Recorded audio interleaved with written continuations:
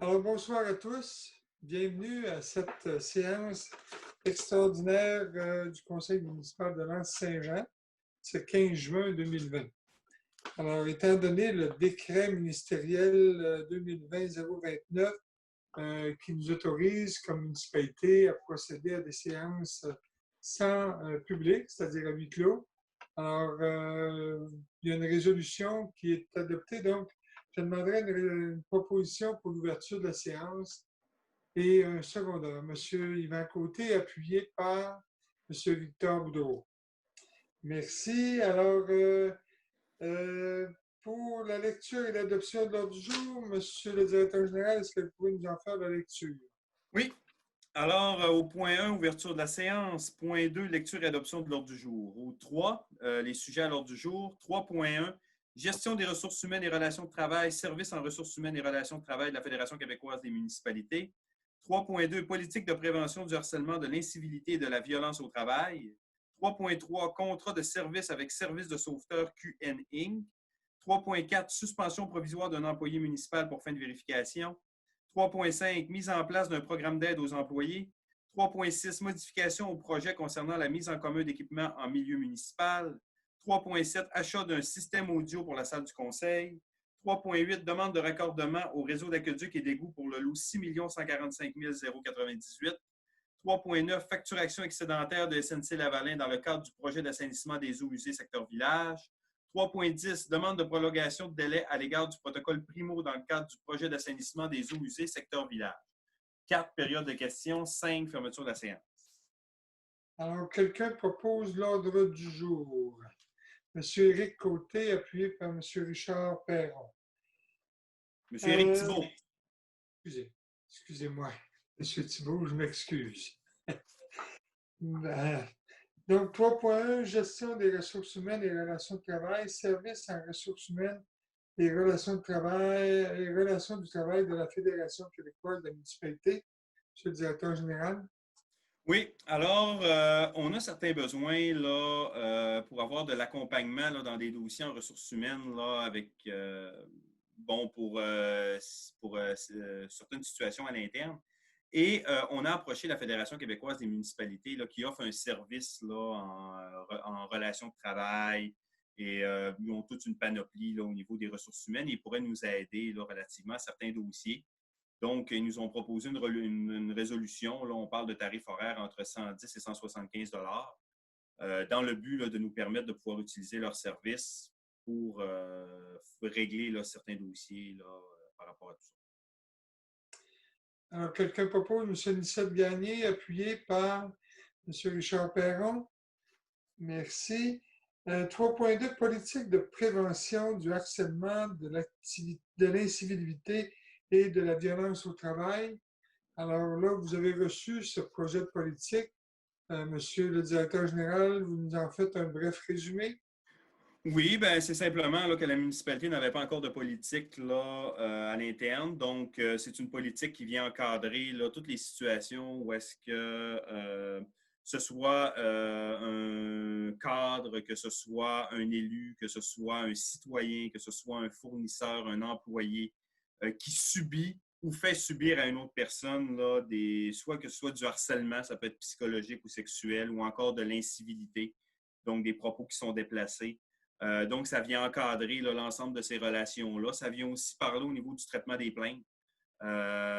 Donc, si une personne subit là, ces différentes situations-là, ben, de quelle manière là, est-ce qu'elle peut s'y prendre là, pour faire un processus dans les règles de l'art et s'assurer là, que nous, là, en termes d'administration municipale, on puisse prendre les mesures suffisantes pour faire cesser ces comportements-là. Alors, c'est très intéressant. Proposé par Mme Chloé Bonnette, appuyé M. Yvan Côté. Merci. 3.3, contrat de service avec Service de sauveteur QN Incorporé. C'est pour la piscine au Mont-Édouard, c'est bien ça, M. le directeur général? Oui. Alors, c'est comme à chaque année, là, c'est le service avec qui on fait affaire pour faire la surveillance, le service de sauveteur à la piscine. Donc, on parle là, d'une période entre le 28 juin et le 16 août. Un taux horaire là, de 23,75 de l'heure et on parle là, de 7 heures par jour du dimanche au samedi. Alors, proposé par M. Anicette Gagné, appuyé par M. Victor Boudreau. 3.4, suspension provisoire d'un employé municipal pour fin de vérification. Monsieur le directeur général. Oui, alors on a une situation là, avec un employé là, qui a demandé là, de faire une suspension provisoire. Ce que je vais faire, je peux vous lire là, le contenu de la résolution là, pour bien comprendre. Donc, considérant que certains faits préoccupants liés au comportement au travail de l'employé 02-0010 ont été portés à la connaissance du directeur général au courant des derniers jours, concernant l'obligation et la volonté de la municipalité d'effectuer les vérifications qui s'imposent eu égard à la connaissance de ces faits, considérant que le directeur général a suspendu provisoirement avec Sol pour fin de vérification le 9 juin 2020 l'employé 02-0010, il est proposé, appuyé et résolu à l'unanimité des conseillers que le préambule fasse partie intégrante de la présente, que la municipalité prenne acte de la suspension provisoire avec Sol pour fin de vérification de l'employé 02-0010 le 9 juin 2020 et que la municipalité confie l'étude du dossier de l'employé au directeur général quant aux événements rapportés. Alors, quelqu'un fait la proposition, M. Richard Perron, appuyé par M. Victor Boudreau. 3.5, mise en place d'un programme d'aide aux employés, un PAE. Ça aussi, c'est une nouveauté, M. le directeur général.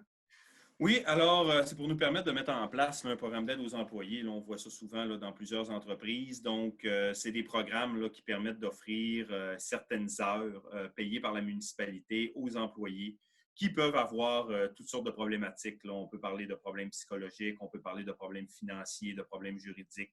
Donc, on a quand même là, un bon éventail et ça permet aussi de donner une base là, à nos employés en cas, par exemple, de problématiques qui sont plus d'ordre personnel, où est-ce que nous, comme administration, on ne peut pas aller dans la vie personnelle nécessairement de nos employés, mais on peut les référer là, à ce type de programme-là pour qu'il y ait l'aide ou le soutien là, nécessaire. Dans le cadre de ces programmes-là, on a fait 3 appels d'offres, on a eu 2 soumissions. Suite à la discussion qu'on a eue au plénier, là, donc on irait avec la recommandation de l'entreprise GRAP, Clinique de psychologie. Donc, voilà, là, c'est un peu là, les mêmes modalités là, de ce qu'on vient de discuter. Là. Donc, on a un coût par employé par mois. Et ça va permettre là, d'offrir une banque d'heures là, en soutien là, à l'ensemble des employés et leurs familles. C'est sûr que ça n'a peut-être jamais été offert dans le passé, mais c'est quand même des programmes qui existent depuis plusieurs années dans beaucoup d'organisations. Et je trouve ça vraiment très important d'avoir ce genre de service-là à nos employés.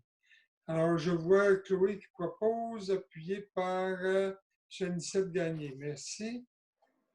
3.6, modification au projet concernant la mise en commun d'équipements en milieu municipal. On avait déjà traité de ce dossier-là. On parlait d'un projet pour les 5 municipalités du Bas-Saguenay. Il y a des modifications. En fait, il y a eu des retraits.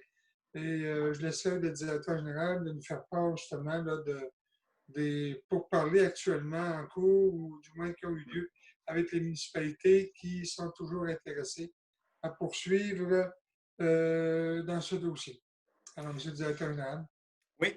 Alors, c'est une résolution qu'on avait adoptée à la fin de 2018 dans laquelle les 5 municipalités du Bas-Saguenay s'alliaient pour acheter des équipements en commun, se les partager. Ça nous permettait d'avoir accès à une subvention là, de la moitié des coûts jusqu'à concurrence de 50 000 on a eu la municipalité de Ferland-Boileau qui s'est retirée du projet, notamment dû à la distance.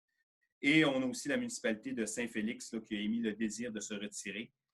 Cependant, là, suite à nos discussions avec les 2 autres directions générales, à Rivière-Éternité et à Petit-Saguenay, nous, de notre côté, on a toujours un intérêt, puis nos municipalités sont quand même voisines. Et on considère que c'est un programme qui est quand même très intéressant. Là, on fera un investissement de 50 000 à 3 et ça nous permettrait là, d'avoir des équipements pour une valeur de 100 000 souvent là, des équipements qu'on doit sous-traiter, là, par exemple, à Chicoutimi là, pour avoir accès à l'expertise. Mettons, pour avoir l'expertise de notre côté et pouvoir là, faire des économies de coûts au niveau des différents travaux, des différentes analyses là, au niveau des travaux publics qu'on fait sur notre territoire. Donc, au niveau de la résolution, ce que ça vient dire, bien, de un, c'est qu'on accepte là, le retrait de Saint-Félix et de Ferland-Boileau. On émet le désir du conseil municipal de continuer le projet avec Rivière-Éternité et avec Petit-Saguenay. On accepte aussi que ce soit la municipalité de L'Anse-Saint-Jean là, qui soit gestionnaire du dossier auprès du ministère des Affaires municipales au niveau des achats d'équipements et de la gestion des sommes d'argent. Et on demande aussi là, à ce que, découlant de ce projet-là, on va devoir mettre en place une entente intermunicipale pour venir gérer l'ensemble de la gestion des équipements, autant leur entretien que leur transport, que quand les gens viennent le chercher, qu'ils viennent le remener, comment ça fonctionne. Est-ce qu'il y a des questions? C'est bon, proposé par M. Éric Thibault, appuyé par M. Yvan Côté. Merci. 3.7, achat d'un système audio pour la salle du conseil. Alors, Monsieur le directeur général, vous savez, on déplace la salle du conseil qui était qui était au troisième, va être au sous-sol, donc plus accessible aux personnes à mobilité réduite. Mais pour ça, bien évidemment, il fallait revoir toute l'installation au niveau du système audio et vidéo également. Alors, Monsieur le directeur général, vous avez une proposition à nous faire? Oui, ben c'est qu'autrement dit, quand on a voulu déménager la salle du conseil en bas, on avait quand même un vieux système de micro et ça aurait fait énormément de filage là, dans l'ensemble de la pièce là, à faire passer dans les murs, etc. Puis on n'aurait pas eu là, la qualité qu'on recherchait. Donc, on a demandé là, avec le fournisseur là, qui est Solution de nous proposer des solutions. Solution propose des solutions. Pour justement regarder au niveau là, du système audio là, quelque chose qui serait davantage adapté au niveau de nos besoins. On s'est arrêté sur un système qui nous intéressait parce que c'est un système qui est polyvalent.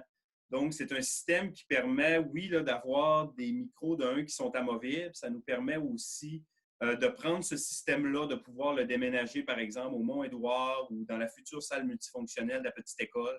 Donc, c'est un système qu'on va quand même pouvoir rentabiliser. Il ne sera pas fixe dans la salle du conseil. C'est aussi un système qui peut s'adapter avec des micros sans fil, donc que ce soit une séance du conseil ou que ce soit une assemblée publique ou une assemblée de consultation avec justement, là, on va dans différentes tables aller recueillir l'avis des gens. Donc, on a quand même une bonne flexibilité. On parle d'un montant de 12 890 là, pour l'ensemble du système. On comprend là, que ça dépasse un petit peu là, les budgets qu'on avait préparés. Mais on vous recommanderait là, de prendre les sommes à même le fonds de roulement. Et encore une fois, là, on croit là, que c'est un système que, de par sa polyvalence, on croit qu'on va réussir à le rentabiliser de par l'utilisation qu'on va en faire. Si ça avait été un système qui aurait été fixe dans la salle au sous-sol, on ne vous aurait pas recommandé un système à ce coût-là. Cependant, le fait qu'il puisse être utilisé dans l'ensemble des organisations municipales, on pense que ça dénote un intérêt additionnel et ça vient justifier le prix. C'est une très bonne suggestion parce qu'effectivement, il arrive quand même à certaines occasions où on a besoin d'un système audio dans d'autres salles de la municipalité. Alors, je suis très heureux de voir que ça va être polyvalent, qu'on va pouvoir le transporter. Est-ce que quelqu'un a fait la proposition? M. Richard Perron, appuyé. Est-ce que j'ai quelqu'un qui appuie? M. Yvan Côté. Tout le monde est partage et d'accord, merci. 3.8, demande de raccordement au réseau d'aqueduc et d'égouts pour le lot 6 145 098. Monsieur, est-ce que c'est Monsieur le directeur général ou Annick? Oui, oui, je vais le faire. Donc, c'est aux environs là, du 24 rue Saint-Jean-Baptiste, donc c'est au début de la rue Saint-Jean-Baptiste. C'est une demande de raccordement au réseau d'aqueduc et au réseau d'égouts. Il y avait eu un petit élément dans le dossier. Là, on demandait là, à la citoyenne d'avoir une autorisation là, pour l'MTQ pour avoir accès à la rue Saint-Jean-Baptiste. On nous a fait comprendre qu'il n'y aurait pas de problème à avoir cette autorisation-là. Donc, on ne voyait pas d'obstacle là, à aller de l'avant avec la demande de raccordement pour l'égout et l'aqueduc. Ça va proposé par M. Anicette Gagné, appuyé par M. Victor Boudreau. 3.9, facturation excédentaire de SNC-Lavalin dans le cadre du projet d'assainissement des eaux usées, secteur village. Monsieur le directeur général. Oui, alors, ben là, au niveau des études préliminaires, là, c'est en train là, de tirer à sa fin pour l'assainissement des eaux village. Là, SNC-Lavalin nous ont envoyé une facture d'extra de leur côté, là, qui est un petit peu plus de 40 000 on sait qu'actuellement, avec notre protocole qu'on a dans le programme Primo, donc ça, c'est le programme de subvention là, qui nous aide à payer une bonne portion des coûts, l'admissibilité des coûts se termine le 30 juin 2020. Donc, ce qu'on voulait vous proposer, parce qu'on ne voudrait pas que le temps de négocier cette facture-là, on se retrouve qu'on la paye après le 30 juin, puis on paye à 85 de subvention sur cette facture-là. Ce qu'on vous proposait, ce serait d'accepter la facturation additionnelle sous condition d'une négociation avec la direction générale pour revoir le prix à la baisse. Donc, ça va nous permettre au niveau de l'administration de refaire un prix négocié et de la payer tout de suite pour justement aller chercher, là, comme je vous dis, là, 85 de subvention sur la valeur de la facture et de ne pas tomber entre deux chaises. Alors, ça vous va? Quelqu'un a fait la proposition? M. Richard Perron? Appuyé, Mme Chloé Bonnette? Merci.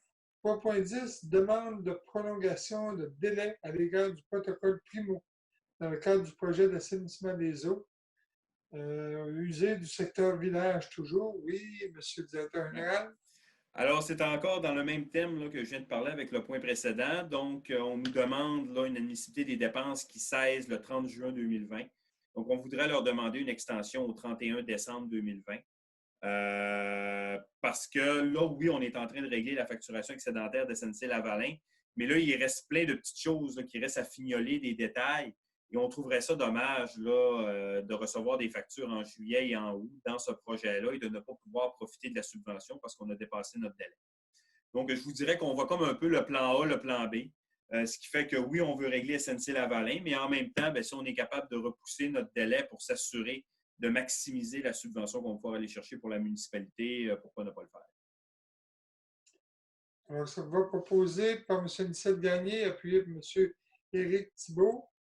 On serait rendu au point 4, donc période de questions. Étant donné que la séance est tenue à huis clos, on n'a pas de public. Donc, au point 5, fermeture de la séance. Est-ce que quelqu'un propose la fermeture de la séance? Madame Chloé Bonnette, merci beaucoup à tous. Bonne fin de soirée et à la prochaine séance régulière du Conseil au début du mois de juillet. Je n'ai pas la date, Monsieur le directeur général. Est-ce que vous l'avez de mémoire? Ça va être le 6 juillet. 6 juillet. Merci beaucoup. Au revoir.